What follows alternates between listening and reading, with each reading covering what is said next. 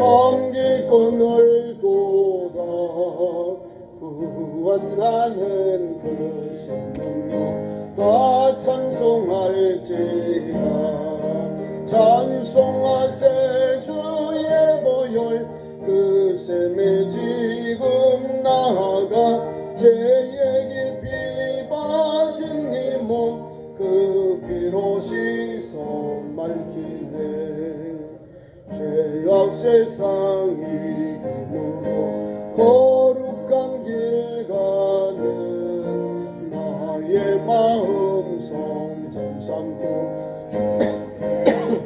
주인을 찬송하세 주의 보혈 그 샘에 지금 나아가 죄에 깊이 빠진 이 몸 그 피로 씻어 맑히네. 주 예수를 기비하는 놀라운 은혜 하늘나라 즐거움이 매일 새롭도다. 찬송하세 주의 보혈 그 샘에 지금 나아가 죄에 깊이 빠진 이 몸 그 피로 씻어 맑히네.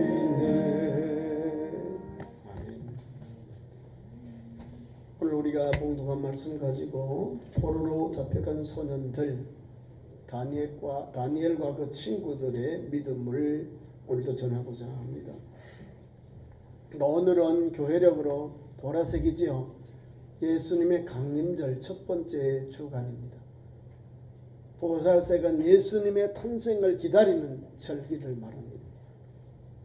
우리 이때만 되면 예수님이 오시고 전 세계를 전쟁이 있고 가뭄이 있고 또 여러 가지로 어려움이 있는 이때에 꼭 예수님이 오셔야 돼요. 꼭 오셔서 평화를, 생명을, 회복을, 그리고 이 땅에 하나님 주신 구속의 은혜가 임하는 그런 절기가 되기를 원합니다. 우리 대한민국도 전쟁의 공포가 얼마나 성금성금 다가오고 있어요. 북한이 핵을 개발하고 또 그 군대, 폭풍 군대라고 하는데 수십만 명 중에 12,000명을 전쟁터로 보냅니다. 저는 마음이 너무 아파요. 걔들이 왜 가서 총알바지가 되어야 할까? 우크라이나하고 아무 관계가 없어요.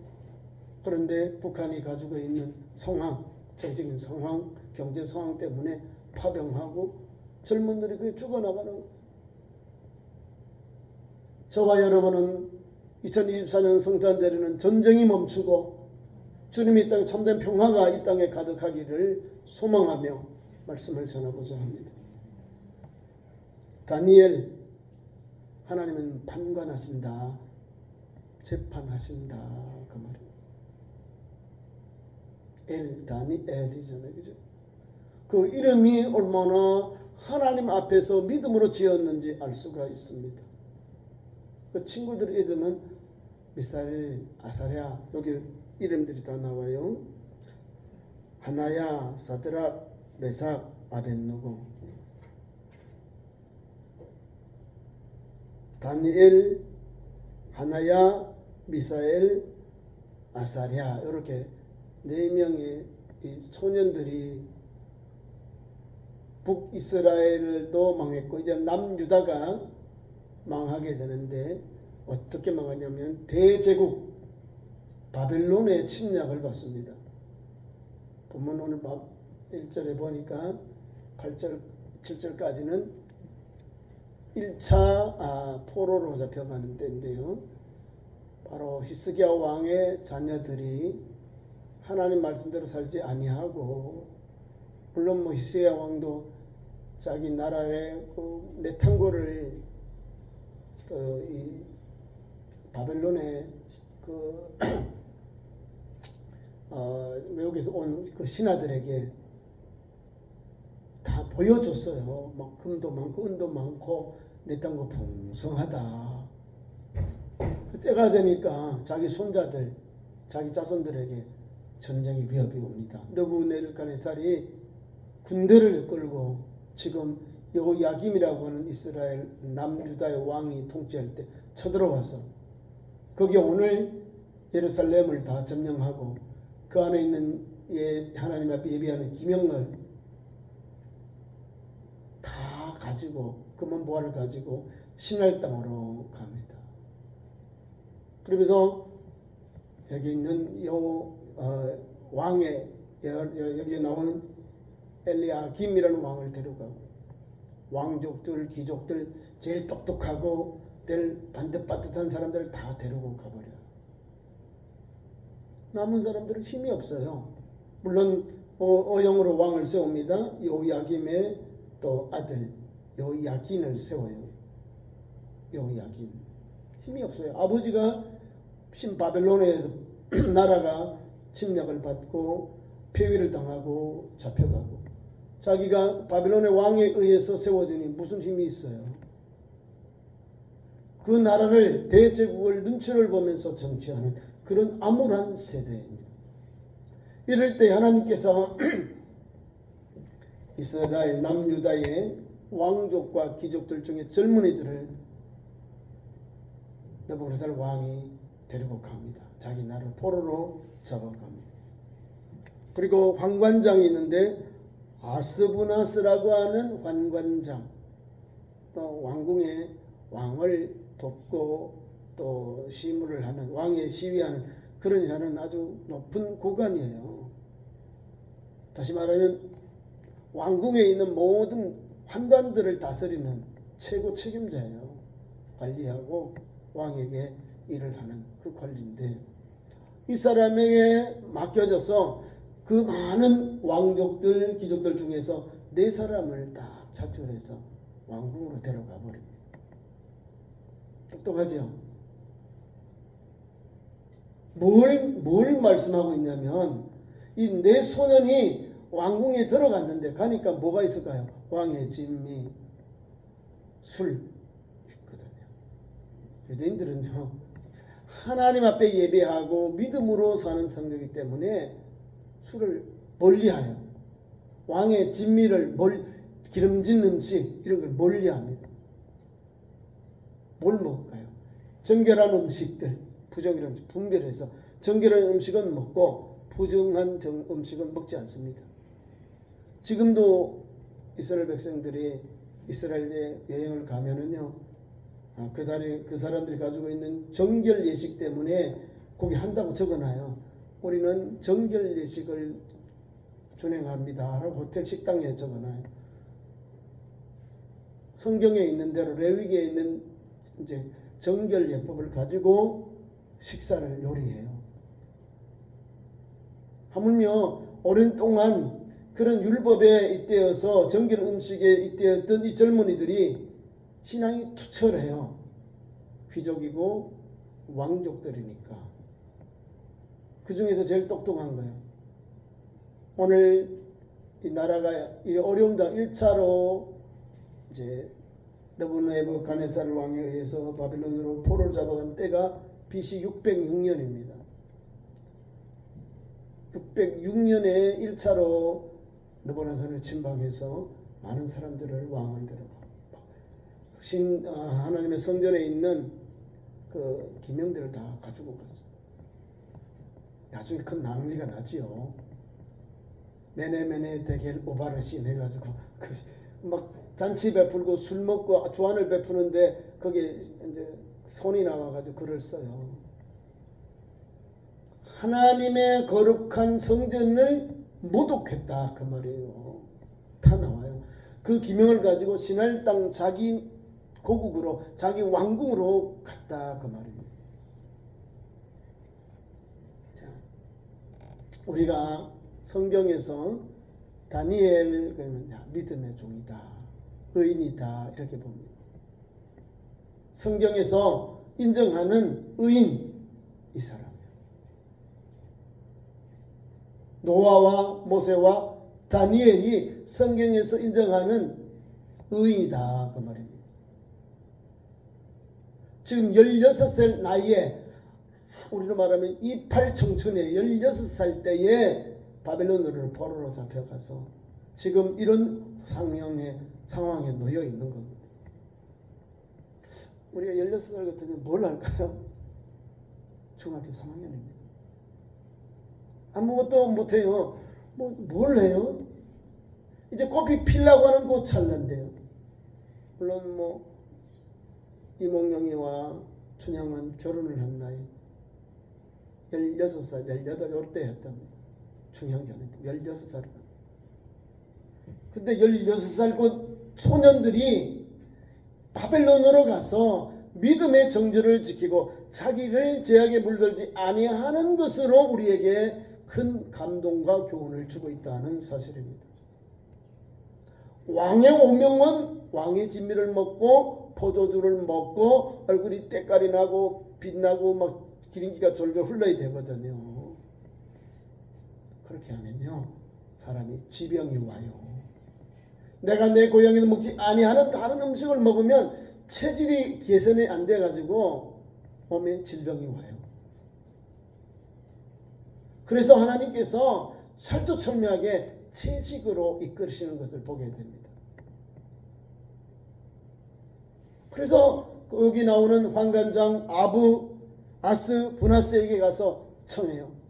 환관장님, 우리에게 왕의 진미는 또 포도주는 금해 주시고요. 우리가 딱 일주일, 딱 10일간만 이걸 시험하고 우리에게 채식을 주면 좋겠습니다. 절대로 우리가 오늘 환관장이 손해나지 않도록 당신의 모가지가 떨어지는 일이 없도록 조서리 진실로 참 그렇게 하겠습니다. 그래서 일주일이 아니라 10일 동안 시험을 해요. 왕의 진미를 먹는 타민족 소년들하고 또 하나님 앞에서 정결 음식, 채식을 먹어요. 채식. 풀을 먹는다 이 말이에요. 정결한 음식을, 채식을 먹으면서도 내 친구들이 10일 동안 시험을 한 거예요. 그런데 왕의 진미를 먹은 그 청년들보다 얼굴이 더 빛나고 아이들이 건강해요. 누가 함께 하셨을까요? 하나님이.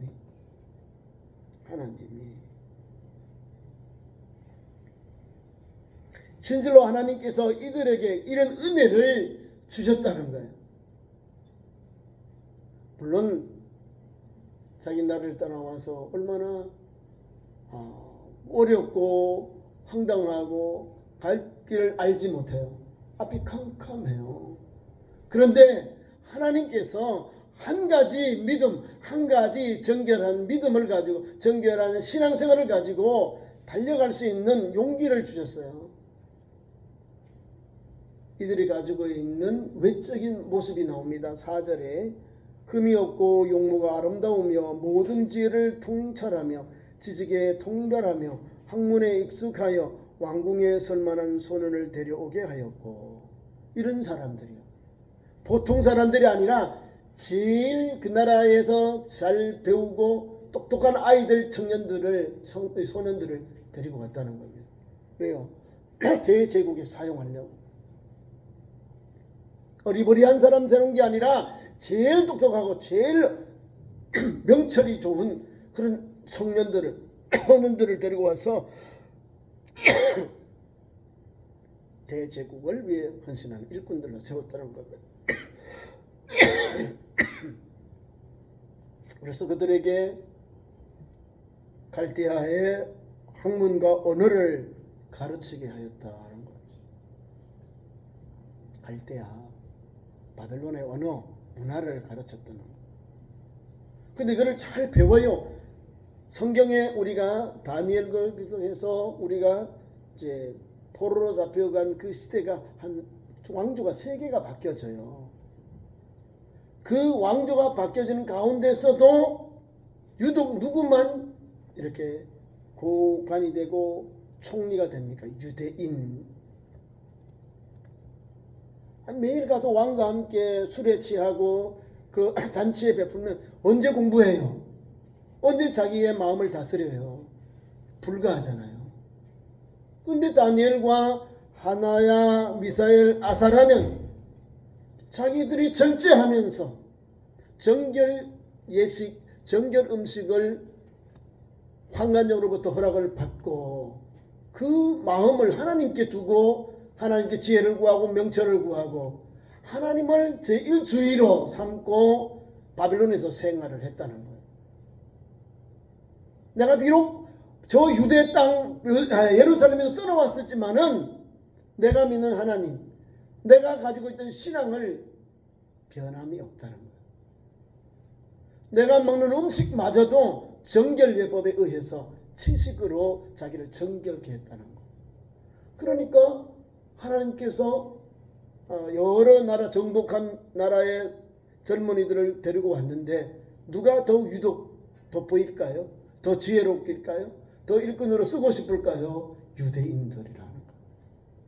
유대에서 잡아온 이 청년들, 이 소년들을 더 귀하게 쓰게 되는 거예요.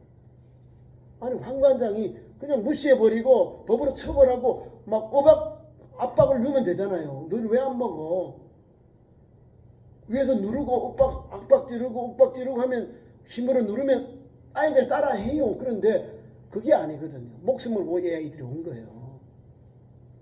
환관장이 자기 목숨이 위태롭다. 그러니까 내 목숨까지도 위태로우니 그거는 하지 말아라. 그 말입니다. 아니 왕의 섬겨야 될 일꾼으로 훈련받고 가르치고 세워야 되는데 이 사람들이 비리비리하고 사람들이 얼굴이 뭐가 나고 이러면 안 되잖아요. 얼굴도 아주 윤기가 나고 아이들도 신체도 건강해지고 아이들이 더 건강하게 더 일꾼으로 쓸 수 있도록 아주 멋있게 아주 용명스럽도록 아니면 유명하도록 그렇게 만들어 놔야 될 거 아닙니까? 하나님 거기에 역사하였어요. 우리가 성경을 읽은 데마다요 총리를 세우는데 어뜸으로 세운다는 거예요. 다른 나라에 있는 많은 박사들, 거기에 있는 지식인들, 점술객들을 다 세워놓았지만은 아무것도 못 푸네. 아무것도 해석을 못해요. 누가 해요? 다니엘이. 하나님께서 오늘 다니엘서 1장에 주시는 교훈이 있어요. 하나님은 이렇게 쓰시려고 대제국을 통해서 하나님이 다스리는 것을 우리에게 보여주고 우리에게 깨닫게 해주신다는 사실입니다. 내 나라가 망해서 나는 비정복민이요 식민지 나라가 되어서 이렇게 고국 땅을 떠나서 수말리 바벨론에 와서 지금 이국 나라의 언어를 배우고 풍습을 배우고 음식을 먹으면서 살아가고 있습니다. 얼마나 외롭겠어요. 얼마나 고독스럽겠어요. 그것을 신앙으로 이겼다는 거예요. 그것을 믿음으로 이겼다는 거예요. 하나님께 기도하면서 이겼다는 사실입니다. 그것이 1절부터 8절까지 자기들이 왕의 음식으로 기름진 음식으로 술로 자기들이 범죄하지 아니하고 채식으로 환관장 앞에 허락을 받게 되었다는 사실입니다. 그리고 나서 이제 8절부터 오늘 16절까지 역사가 일어납니다. 하나님께서 왜 이 사람들이 왕의 진미라든지 포도주를 마시지 아니하게 그렇게 환관장에게 청혼을 했느냐. 그 음식이 우상에게 드려졌다가 나온 음식이기 때문에 그런 겁니다. 암만 맛있고 내게 그게 윤택할지라도 건강한 게 할지라도 왕에게 또 우상에게 드려진 예물이기 때문에 그 음식이기 때문에 절제하면서 자기들이 삼가했다는 거예요. 그 포도주를 마시면서 흥청망청 왕의 잔치에만 참여다니면 자기가 가지고 있는 그런 지혜와 지식 명철이 없어져요.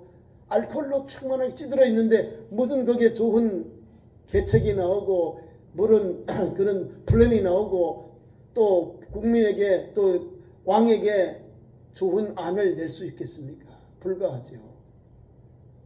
자기를 다스리고 자기를 절제하면서 기도하고 좋은 법안을 만들고 좋은 행정을 펴니 왕에게 플러스 알파가 되는 거예요.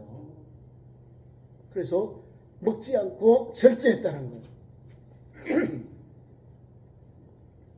다니엘이 말하기를 왕의 음식과 그가 마시는 포도주로 자기를 더럽히지 아니하고 그랬다는 거예요. 부정한 음식을 먹었다 그 말입니다. 더럽혔다.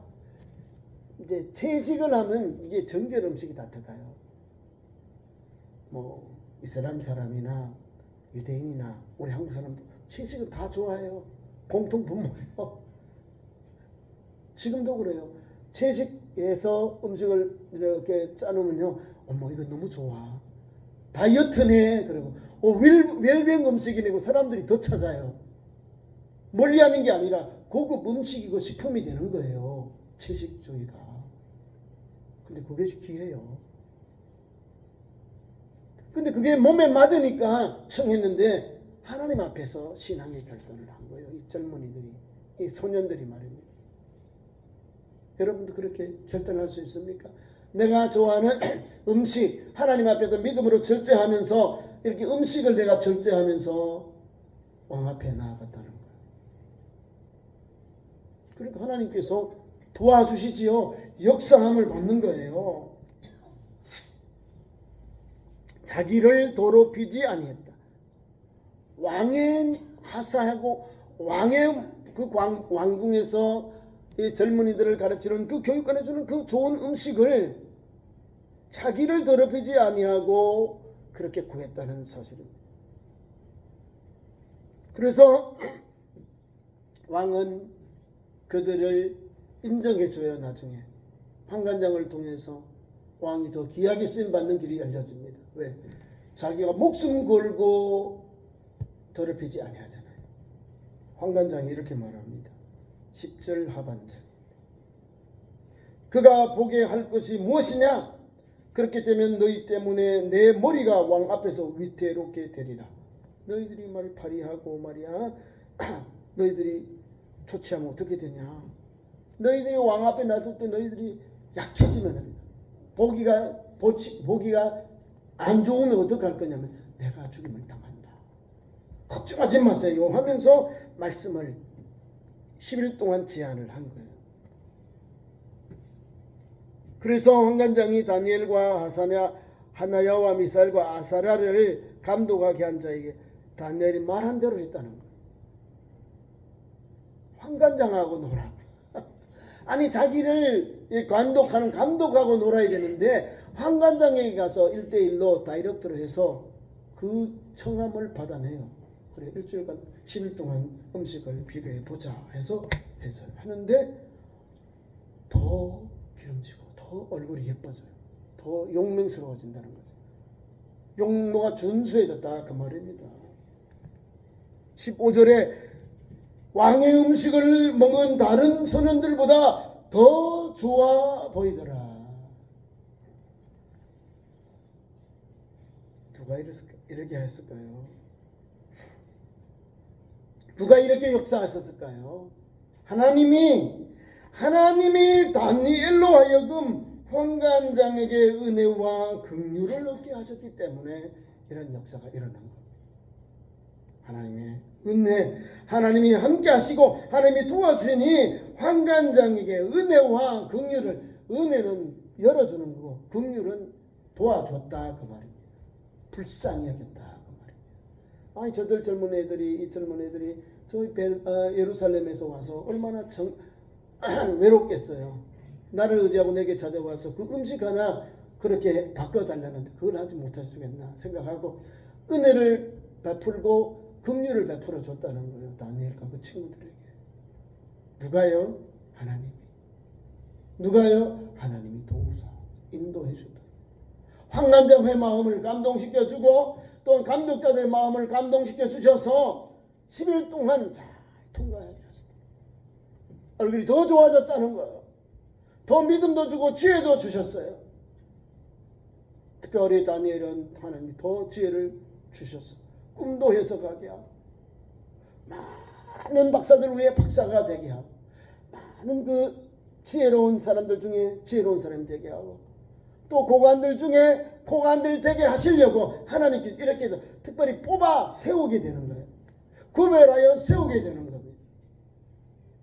그런 게 있어야 돼요. 믿음은 하나님 좀 다른 독특한 믿음이 있어야 하나님이 쓰셔요. 뭔가 하나님 앞에 특별한 믿음의 그런 결단이 있을 때 하나님이 더 귀하게 쓰셔요. 내가 죽임 당한 거죠. 내가 목이 잘라고 또 숯불에 불목불에 던져 넣음을 받는 그런 위기를 만나요. 사자불에 던져서 위기를 만나는 그런 현장이 나옵니다. 그런데요, 다니엘 1장에서 은혜를 받는 거예요. 다니엘은 이런 믿음의 소유자였고 그의 세 친구도 다니엘과 똑같은 믿음의 소유자였기에 하나님이 함께 하시고 돌봐주시고 은혜를 베풀어 주시고 열어주시고 역사하셨다는 사실.